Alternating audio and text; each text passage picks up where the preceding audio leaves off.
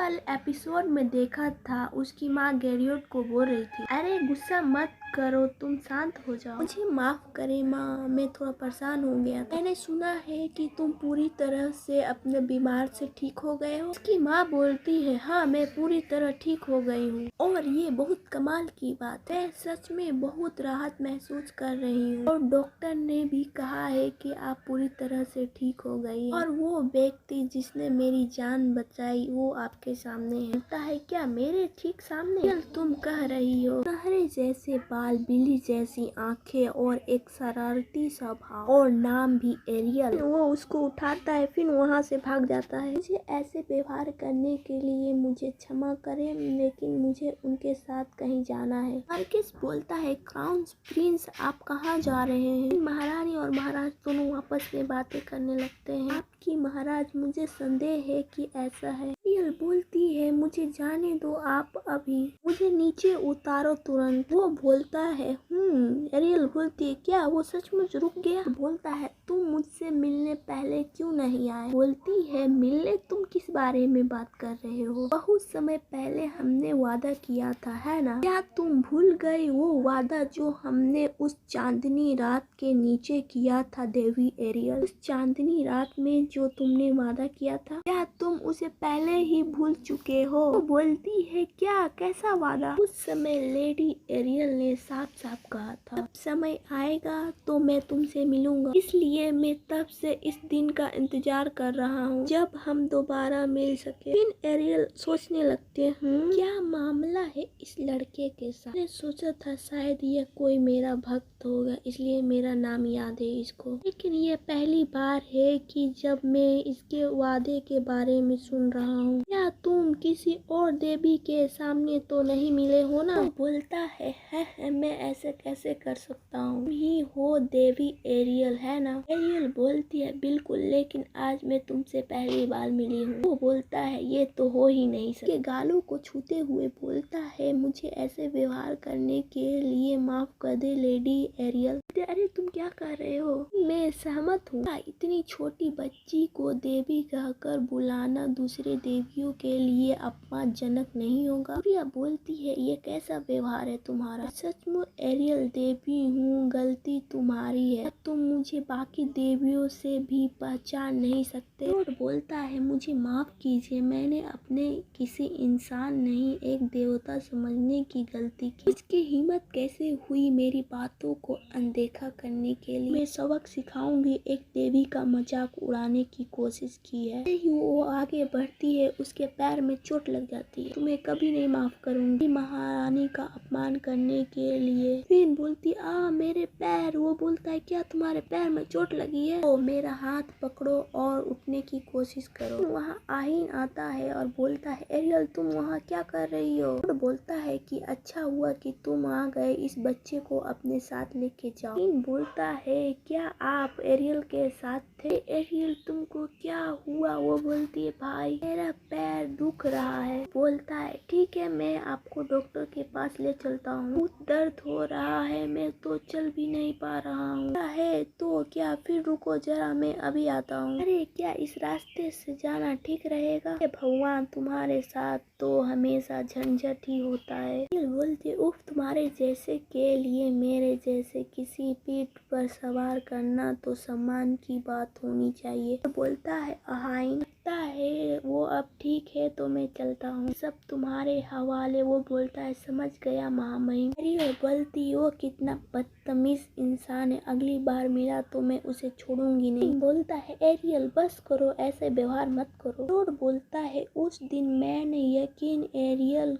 से वादा किया, रोड अभी भी उम्मीद मत खोना, मैं हमेशा तुम्हें देखूंगा, किसी दिन मैं यकीन रखना कि मैं तुमसे फिर मिलूंगा। बोलती है, जब पैर में दर्द होता है तो कुछ ठीक नहीं होता। मेलेडी कोई कस्टमर है क्या? आप उनके साथ जा सकते हैं? कस्टमर, उसे मेरे पास लाओ। भाई बोलता है, हेलो एरियल, तुम कैसा महसूस कर रही हो? बोलती है, ये तो बस एक पप्पी है। वो बोलता है तुम कितनी बदतमीज हो, ऐसे तुम यहाँ किस लिए आए हो। बोलता है उफ, मैंने सुना है कि तुमको चोट लगी है, सहानुभूति के तौर पर एक तोहफा लाया हूँ, मैं उसे नीचे ही छोड़ आया हूँ, अभी लेकर आता हूँ। बोलती है ठीक, पप्पी थोड़ा लापरवाह है। वो कुछ देखता है, बोलता वो क्या हो सकता है, वो बहुत चमक रहा है, ओ ये एक तितली है। मैं सोचता हूँ अगर मैं इसे एरियल को दे दूंगा तो वो बहुत खुश होगी। हाँ, मैं ये एरियल को ही दूंगा।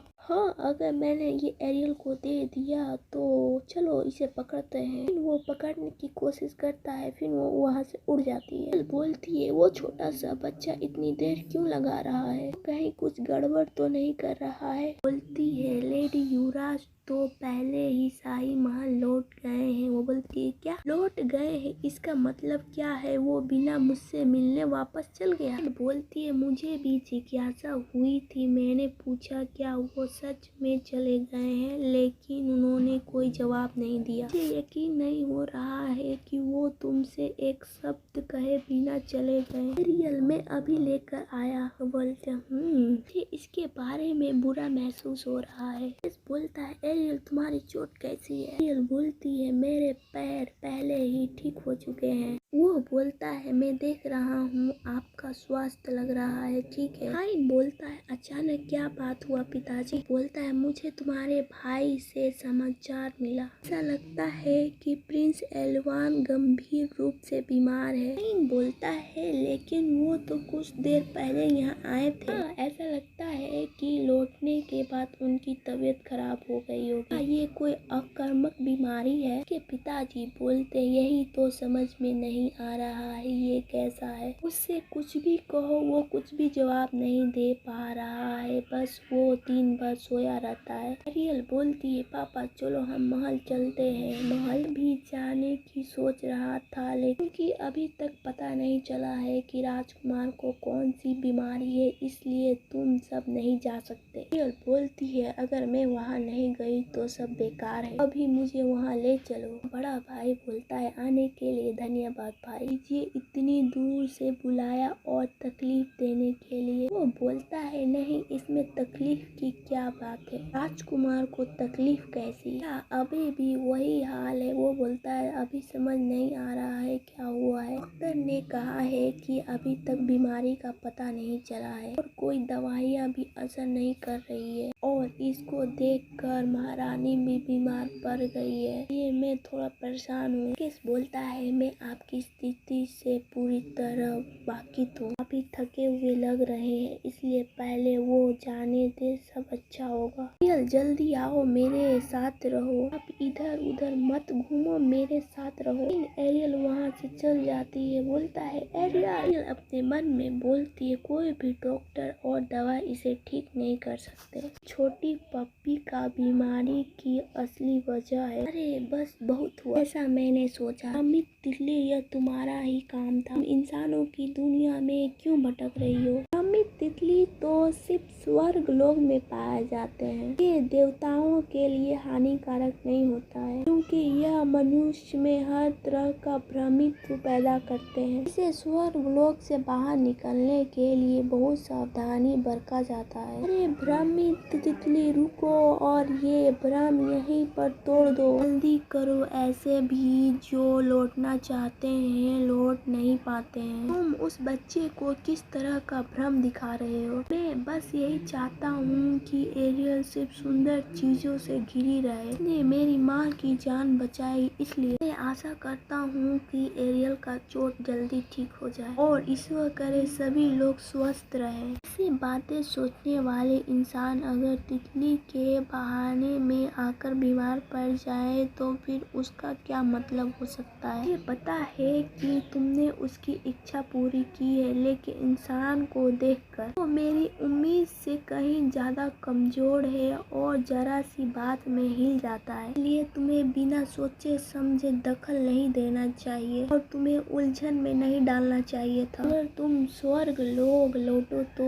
देवता को मेरा प्रणाम कहना और हाँ, और कोई मुश्किल खड़ा मत कर देना। वो उसे स्वर्ग लोग भेज देती है। वो पप्पी उठ जाता है। एरियल बोलती है, ओह बहुत अच्छा हुआ कि वो पप्पी ठीक हो गया। उफ, अच्छा हुआ कि उसे सही सलामत भेज दिया। मेरा सिर बहुत भारी हो रहा है। मुझे चिंता हो रही थी कि मेरे पास शक्तियाँ नहीं है। ऐसा लगता है जो मैंने किया आखिरकार वो काम आ गया है। मुझे पता नहीं था कि इंसानी दुनिया में कौन है, लेकिन मैं इसके बारे में बाद में पता करूँगा। वो आगे बढ़ती है, फिर बोलती है उसे क्या हो गया है, वो यहाँ कब आ गया, क्या ऐसा हो सकता है कि उसने सब कुछ देख लिया।